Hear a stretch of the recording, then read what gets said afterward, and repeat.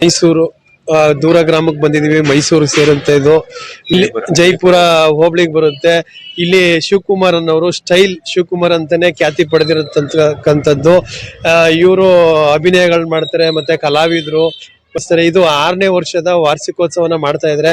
ಇಲ್ಲಿ ಚಾಮುಂಡೇಶ್ವರಿ ವಿಸ್ಥಾಪನೆ ಮಾಡಿ ಇಲ್ಲಿ ಪೂಜೆ ಮಾಡೋಂಥದ್ದು, ಎಲ್ಲರಿಗೂ ಪ್ರಸಾದ ನಿಯೋಗ ಮಾಡ್ತಾ ಇದ್ರೆ. ಅವ್ರನ್ನ ಬನ್ನಿ ಕೇಳೋಣ, ಅವ್ರನ್ನ ಒಂಚೂರು ಮಾತಾಡ್ಸೋಣ. ಈ ಗ್ರಾಮದಲ್ಲಿ ಅವ್ರು ಯಾವ ತರ ಸ್ಟೈಲ್ ಮಾಡ್ತಾರೆ, ಯಾವ ತರ ಆಕ್ಟಿಂಗ್ ಮಾಡ್ತಾರೆ, ಮತ್ತೆ ಖುಷಿಯಾಗಿದೆ. ಅದ್ರ ಬಗ್ಗೆದಲ್ಲಿ ಏನು ಇಲ್ಲ. ನನಗೆ ಇನ್ನೂ ಮುಂದೆ ಇನ್ನೂ ಚೆನ್ನಾಗ್ ಮಾಡ್ಬೇಕು ಅಂತ ತುಂಬಾ ನನ್ನ ಆತ್ಮದಾಗಿ ಹೇಳ್ತಾ ಇದ್ದೀನಿ. ಇವತ್ತಿನ ಕಾರ್ಯಕ್ರಮಗಳು ಏನು ಅಂತ ಹೇಳ್ಬೋದಾ? ಇವತ್ತು ಕಾರ್ಯಕ್ರಮ ಸರ್ ಶಿವ ಉಮೇಶ್ ಅವರು 7:30ಕ್ಕೆ ಬರ್ತಾ ಇದಾರೆ. ಮತ್ತೆ 11 ಗಂಟೆಗೆ ಕ್ಲೋಸ್ ಆಯ್ತದೆ. ಆಮೇಲೆ ಭಕ್ತಿ ಗೀತೆಗಳೇನಾರ ಮಾಡಿಸ್ತಾ ಇದೀರಾ?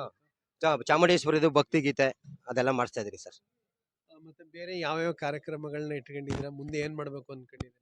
ಮುಂದೆ ಏನೂ ಇಲ್ಲ ಸರ್. ಹೋದ ವರ್ಷ ಮಾತ್ರ ಇವರು ಕಾಂತಾರ ಅವ್ರು ಕರ್ಸಿ ನಾನು ಆರ್ಕೆಸ್ಟ್ರಾ ಎಲ್ಲ ಮಾಡಿಸಿದೆ. ಏನು ತೊಂದ್ರೆ ಇಲ್ಲ, ನಮ್ಮೂರು ಜನ ಎಲ್ಲ ಸಹಕಾರ ಕೊಟ್ಟರು, ಚೆನ್ನಾಗ್ ಮಾಡ್ತಾರೆ ಅಂತ ತುಂಬಾ ಹೊಗಳ್ತಿದ್ರು. ಆಷಾಢ ಶುಕ್ರವಾರ ಇವತ್ತು. ನಿಮ್ಗೊಂದು ಪ್ರಶ್ನೆ ಕೇಳ್ತೀನಿ. ಈ ಚಾಮುಂಡೇಶ್ವರಿಯ ಭಕ್ತ ನೀವು ಯಾವಾಗಾದ್ರಿ?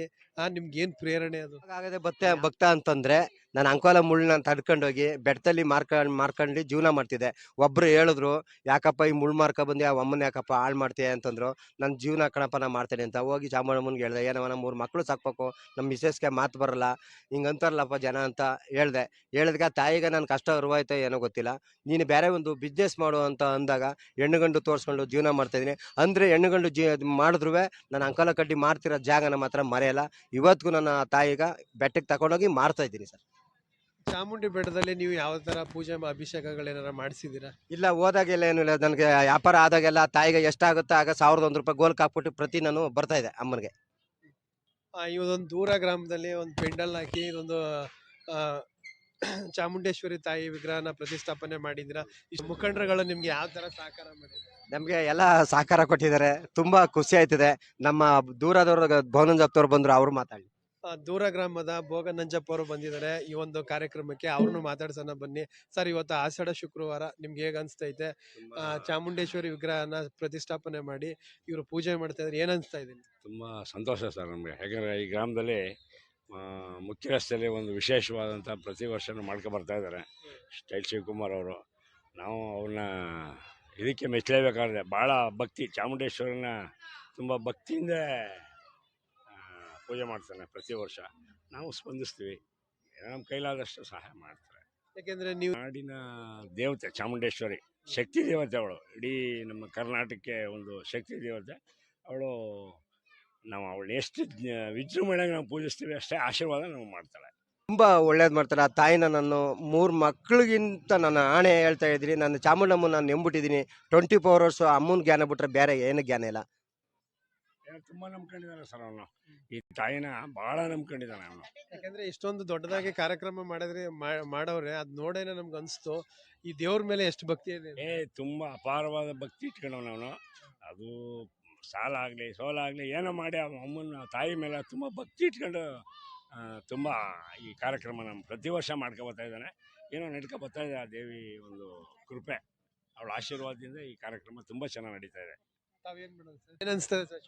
ನಮ್ಗೆ ತುಂಬ ಸಂತೋಷ. ಯುವಕ ಮಾಡ್ತಾ ಇದ್ದಾನೆ. ಒಟ್ಲಿ ನಾನು ಹೇಳ್ತಾನಲ್ಲ, ಅವನು ಏನತ್ರ ಇನ್ನೂ ಇಲ್ಲ, ಆಸ್ತಿ ಇಲ್ಲ, ಇನ್ನೊಂದಿಲ್ಲ, ಏನೋ ತಾಯಿನ ನಂಬ್ಕೊಂಡು ಮಾಡ್ತಾ ಇದ್ದಾನೆ.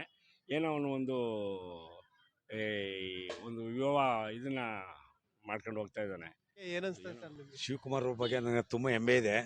ಅವನು ಒಂದು ಟೈಮಲ್ಲಿ ಅದನ್ನು ಹೇಳ್ಬಾರ್ದು, ಯಾವ ರೀತಿಲಿ ಜೀವನ ನಡೆಸ್ತಾವನು ಅಂತಂದ್ರೆ ನಮಗೆ ಒಂಥರ ಆಶ್ಚರ್ಯ ಆಯಿತು.